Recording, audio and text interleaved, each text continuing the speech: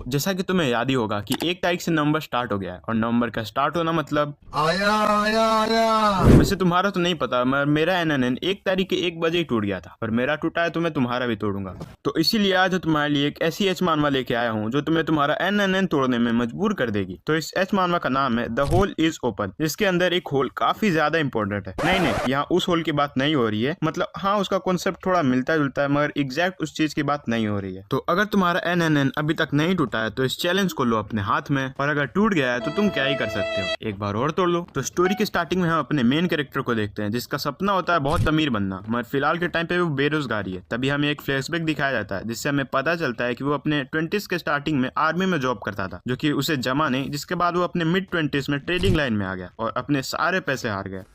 और इतना ही नहीं, वो अपने लास्ट 20s में लोन लेकर एक स्टोर भी खोलता है पर वो भी बंद हो जाता है, जिसके बाद वो रोता है और बहुत रोता है। और इतने में भी मांगा राइटर्स का पेट नहीं भरता है और वो इसके दादाजी को भी मार देता है। तो इसके बाद हमारा प्रोटैगनिस्ट अपने ग्रैंडफादर के फ्यूनरल में जाता है जहाँ कुछ लोगों से उसे पता चलता है कि कंट्री साइड में उसके ग्रैंडफादर का एक स्टोर है जिसे अब उसकी ग्रैंड माँ अकेले नहीं चला सकती है। जिसके बाद हमारा प्रोटैगनिस्ट उसकी मदद करने के लिए मान जाता है। भाई बेरोजगार को कोई भी काम दो तो वो कर ही लेगा ना। तो इसके बाद वो वही कंट्री साइड में अपने आंटी के यहाँ रहने चला जाता है जहाँ उसकी एक आंटी और एक अंकल रहते हैं। और तभी हमें पता चलता है कि उसकी आंटी उसके अंकल से 10 साल छोटी है और भाई वो लग भी रही है। उसके बाद उसकी आंटी उसे कमरा दिखाती है। तो इसके बाद वो अपने दादा की दुकान जाता है जहाँ वो अपनी दादी से मिलता है और अपनी दादी से बात करने के बाद उसे पता चलता है कि जिस इलाके में ये दुकान है वहाँ और कोई मेल पैदा नहीं होता है, मतलब यहाँ पे सिर्फ लड़कियों का ही बर्थ होता है। तो इसीलिए यहाँ लड़कों का दिखना बहुत ही रेयर होता है। तभी उनके दुकान में एक लड़की आती है। जैसे ये लड़की हमारे प्रोटैगनिस्ट को देखती है तो शॉक हो जाती है क्योंकि उसने बहुत टाइम के बाद किसी लड़के को देखा था। इसके बाद वो खुशी के मारे वहाँ से भाग जाती है। फिर हमारा लौंडा अपनी आंटी के घर जाता है, खाना खाता है और सोने चला जाता है। तभी उसके दरवाजे पे उसकी आंटी आती है और वो उसे कहती है